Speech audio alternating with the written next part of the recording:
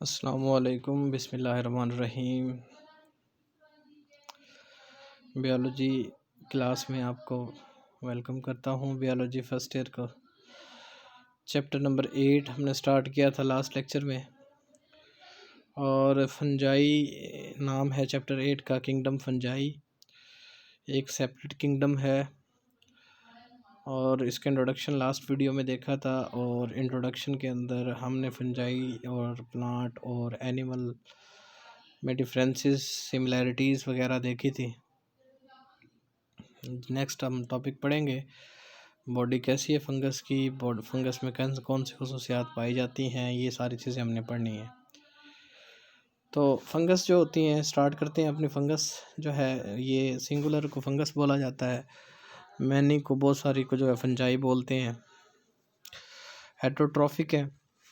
Heterotrophic का मतलब ये होता है कि अपनी खुराक को वो बना नहीं सकते, खुद तैयार नहीं कर सकते, लेकिन वो दूसरे प्रोड्यूसर वगैरह पर डिपेंड करते हैं, उनको हम हेटरोट्रॉफिक का नाम देते हैं। जैसे कि बाकी एनिमल हेटरोट्रॉफिक होते हैं, ये भी हेटरोट्रॉफिक है। दूसरे नंबर पर ये यूकैरियोट्स होते हैं, यानी कि यूकैरियोटिक हैं, जिनके सेल में वाज़ेह न्यूक्लियस प्रेजेंट होता है, प्रोमिनेंट न्यूक्लियस इज प्रेजेंट। इनको हम यूकैरियोटिक का नाम देते हैं। इसके अलावा मोस्टली मल्टी सेलुलर होते हैं। मल्टी सेलुलर का आपको पता है कि जिसमें एक से ज़्यादा सेल प्रेजेंट हों। इसके अलावा जो न्यूट्रिशन है वह एब्जॉर्प्टिव है। एब्जॉर्प्टिव का मतलब ये होता है कि वो जज्ब करते हैं, क्योंकि नो माउथ लाइक स्ट्रक्चर वगैरह भी नहीं होती, तो उसके लिए फिर ये क्या करेंगे जी, जनरल सर्फेस से अपने एब्जॉर्ब करेंगे न्यूट्रिएंट को। इसके अलावा नॉन मोटाइल होंगे, जैसे कि प्लांट्स होते हैं नॉन मोटाइल, ये भी नॉन मोटाइल होते हैं। ठीक है ना। नॉन मोटाइल का मतलब ये होता है कि ये हरकत नहीं करते, एक जगह पर फिक्स रहते हैं। जैसे प्लांट एक जगह पर फिक्स रहते हैं, फंगस भी एक जगह पर फिक्स रहती है। स्ट्रक्चर इसका कैसा है? कुछ फंजाई जो है वो यूनिसेलुलर भी हो सकते हैं। यूनिसेलुलर का मतलब ये होता है कि बॉडी जो है compose of only one cell. For example yeast है। यीस्ट का आपने कई दफ़ा नाम सुना होगा। ये यूनिसेलुलर फंगस है और नॉन हाइफल फंगस है, इसमें कोई हाइफी नहीं होता। यीस्ट है और नॉन हाइफल फंगस है। कुछ जो है वो मल्टी सेलुलर की बॉडी है, यानी बहुत सारे सेल्स पर मुश्तमिल होती है। फंजाई की जो बॉडी है उसको माइसीलियम कहते हैं। Body of fungus is called mycelium, which is composed of thread like structure known as hyphae. Hyphae जो है वो क्या होते हैं? थ्रेड लाइक फिलामेंट्स होते हैं, थ्रेड लाइक स्ट्रक्चर्स होती हैं, उनको आप क्या नाम देते हैं? हाइफी का नाम देते हैं।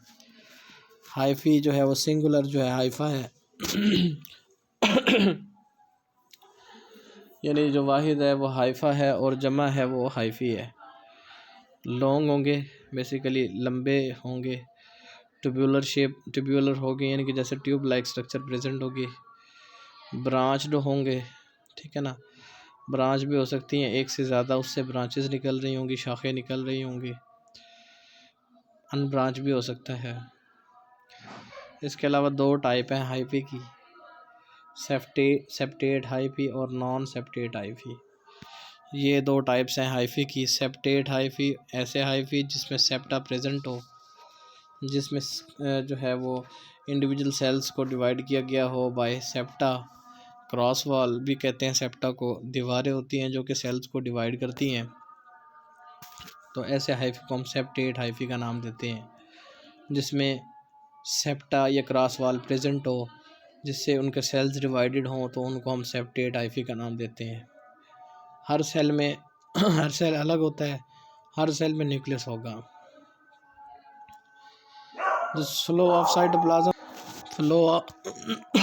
फ्लो ऑफ साइटोप्लाज्म में फंजाई के जो सेप्टोइड फंजाई जो होते हैं उनके पोर्स होते हैं सेप्टा के अंदर। उन सेप्टा के थ्रू साइटोप्लाज्म फ्लो करता है एक सेल से दूसरे सेल, क्योंकि साइटोप्लाज्म जो है जल्दी फ्लूइड पोर्शन होता है, और वो पोर्स के ज़रिए फ़्लो करता है एक सेल से दूसरे, दूसरे से तीसरे, चौथे, पाँचवें, इस तरह से। क्योंकि जो सेप्टा होगी वो उसमें पोर्स प्रेजेंट होंगे, उन पोर्स के ज़रिए वो साइटोप्लाज्म फ़्लो करेगा। इस तरह से मटेरियल जो है वो ग्रोइंग पॉइंट की जानिब इजीली जो है वो मूव कर सकेंगे। ठीक है। हाइफी जब ग्रो करते हैं बहुत तेज़ी के साथ ग्रो करते हैं। क्यों? क्योंकि जो फूड और टेम्परेचर होता है वो ज़्यादा अबंडेंटली प्रेजेंट होता है मॉडरेट इन्वायरमेंट के अंदर, तो इसलिए वो बहुत जल्दी ग्रो करते हैं। दूसरे हाइफी जो है उनकी दूसरी जो टाइप है उसको हम कहते हैं non septate hyphae. Non septate hyphae की डेफिनेशन में ये क्या था कि ऐसे हाइफी जो विदाउट क्रॉस वाल के सेप्टा के हों उनको हम नॉन सेप्टेट हाइफी कहते हैं।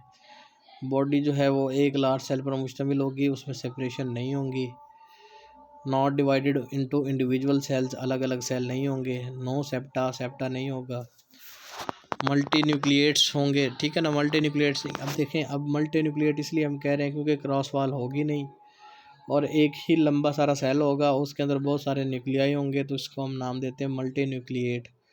इलोंगेटेड सेल होगा, उसको समटाइम्स सिनोसाइटिक हाइफी भी बोलते हैं। ये जो नॉन सेप्टेट हाइफी होता है उसको हम सिनोसाइटिक हाइफी भी कहते हैं, क्योंकि लार्ज सेल होता है, इलोंगेटेड सेल होता है विदाउट क्रॉस वाल के, और वो इलोंगेटेड सेल्स होगा उसमें बहुत सारे न्यूक्लियाई होंगे, मल्टी न्यूक्लिएट इसको हम नाम दिया जाता है। और सिंगल लार्ज सेल होता है जो कि जिसमें सेप्टा प्रेजेंट नहीं होता, तो ऐसे हाइफी को हम नॉन सेप्टेट हाइफी का नाम देते हैं। इसका एडवांटेज क्या होता है, इसका फ़ायदा क्या होता है? साइटोप्लाज्म जो है वो इजीली मूव कर सकता है, जबकि नॉन सेप्टेट हाइफी के अंदर हमने ये देखा था कि उसमें पोर्स तो होते हैं, जो सेप्टा जो क्रॉस वाल प्रेजेंट है उसमें पोर्स हैं, उन पोर्स के रास्ते साइटोप्लाज्म एक सेल से दूसरे सेल, दूसरे से तीसरे, चौथे, इस तरह से मूव करता है। लेकिन इन केसेस में सेप्टा प्रेजेंट नहीं है तो रास्ता बिल्कुल ओपन है, मटेरियल जो है वो इजीली इक्वली जो है वो थ्रू आउट जो ऐसा हाइफी जो है वो डिस्ट्रीब्यूट हो जाते हैं। इसके अलावा जो है ये फास्ट ग्रोथ शो नहीं करते नॉन सेप्टेट हाइफी, और इसके अलावा इनमें जो है वो डेंस ग्रोथ वगैरह ज़्यादा नहीं होगी। ये डेंस ग्रोथ होगी, मीडियम भी हो सकती है, डेंस भी हो सकती है। जबकि जो हाइफी की जो रिप्रोडक्टिव स्ट्रक्चर होगी वो कॉम्प्लेक्स होगी। ठीक है ना, जैसे कि पफ बॉल्स हैं, मशरूम्स हैं, मोरल्स हैं। ठीक है, तो इनकी रिप्रोडक्टिव स्ट्रक्चर जो है वो कॉम्प्लेक्स होंगी और फुली तौर पर रैपिडली और जो है वो बहुत ज़्यादा जो है वो एक्सपेंडेड होंगी, एक्सपेंड होकर फ्रूटिंग बॉडीज़ बनाएंगी। फ्रूटिंग बॉडीज़ वो होती हैं जो कि उनकी रिप्रोडक्शन में हेल्प करती हैं। जब फ्रूटिंग बॉडीज़ में स्पोर्स बनते हैं और स्पोर्स में जो है वो रिप्रोडक्शन के अंदर आते हैं, एक जनरेशन जो है वो दूसरी जनरेशन बनाने के लिए स्पोर्स बनाती है, किसी न किसी स्ट्रक्चर्स के अंदर जो है वो स्पोर्स बनाते हैं, उन स्ट्रक्चर को फ्रूटिंग बॉडीज़ का नाम देते हैं। फूड जो एक्स्ट्रा ये खा लेते हैं, एक्स्ट्रा फूड, अब ईटिंग का प्रोसेस तो नहीं होता इनमें, गैस्टिंग का प्रोसेस नहीं होता, एब्जॉर्प्शन होती है। तो जो एक्स्ट्रा फूड होती है इनकी बॉडी में, यानी उसको हम रिज़र्व फूड कहते हैं, और रिज़र्व फूड को बॉडी में ये ग्लाइकोजन की फॉर्म में स्टोर करते हैं। ग्लाइकोजन एक पॉलीसेकेराइड है और अपनी जो एक्स्ट्रा ग्लूकोज होगी उसको ये ग्लाइकोजन की फॉर्म में जमा कर लेंगे ताकि जो है वो बाद में उसका यूज़ किया जा सके। कुछ लिपिड ड्रॉपलेट्स भी, कुछ ऐसे भी होता है कि सम टाइम जो है वो लिपिड ड्रॉपलेट की शक्ल में भी, लिपिड्स भी आपको पता है एक दूसरी ऑर्गेनिक कंपाउंड है, उसको लिपिड के अंदर जो है वो लिपिड की फॉर्म में भी स्टोर कर सकते हैं। ग्रोथ के अंदर हम देखेंगे जो फंगस की जो ग्रोथ है बहुत ज़्यादा फास्ट होती है। ठीक है, जब बहुत ज़्यादा फास्ट ग्रोथ होगी तो उसका जो सरफेस एरिया है, सरफेस एरिया जो होता है जहाँ से, यानी उसकी जो आउटर वाल है, आउटर जो स्किन है उसको हम सरफेस एरिया बोल रहे हैं। तो जब उसकी ग्रोथ फास्ट होगी तो उसका जो सरफेस एरिया वो बहुत ज़्यादा इंक्रीज़ होगा, और जब सरफेस एरिया इंक्रीज़ होता है तो डायरेक्टली प्रोपोर्शनल है एब्जॉर्प्शन के। जिस तरह सरफेस एरिया इंक्रीज़ होगा उतनी ज़्यादा एब्जॉर्प्शन होगी। तो ये जो रिलेशन है ये डायरेक्टली प्रोपोर्शनल है between the surface area and absorption of nutrients. जितना ज़्यादा सरफेस एरिया होगा उतनी ज़्यादा एब्जॉर्प्शन होगी।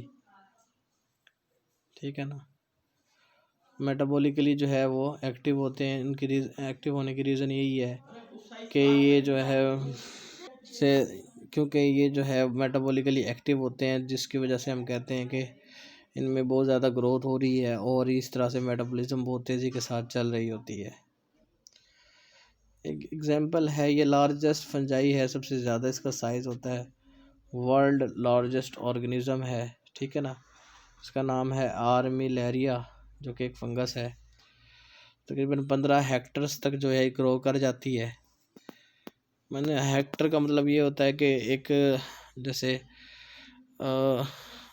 एकड़ होते हैं, इसी तरह से हेक्टर भी जो है बहुत बड़ा यूनिट है। और इस तरह से यानी कि ये डेली जो है 15 हेक्टर तक ग्रो करती है फंगस। इसका जो हाइफी है वो ये तो वर्ल्ड लार्जेस्ट ऑर्गेनिज्म के अंदर इसका नाम आता है। इसको हम कहते हैं आर्मिलेरिया, और ये एक फंगस है और ये पैथोजेनिक फॉर्म में होती है। यानी कि पैथोजेनिक का मतलब ये होता है कि ये दूसरे जानदारों को नुकसान दे रही होती है एज ए डिज़ीज़, किसी न किसी डिज़ीज़ की शक्ल में दूसरे जानदारों को ये नुकसान दे रही होती है। तो इसलिए हम इसको नाम देते हैं पैथोजेनिक फंगस का। आर्मिलेरिया इसका नाम है। शॉर्ट क्वेश्चन है, इंपॉर्टेंट है आपका, व्हाट इज़ आर्मिलेरिया। आर्मिलेरिया क्या है, या what is the largest organism of the land. तो ज़्यादातर कौन सा है, तो ये फंजाई है। क्लियर हो गया। तो आज का आपका ये टॉपिक था, ठीक है बच्चों। नेक्स्ट इंशाल्लाह फिर नेक्स्ट लेक्चर में आपके सामने हाजिर होंगे। आज के लिए इतना ही था। मुझे इजाज़त दीजिए। अल्लाह हाफिज़।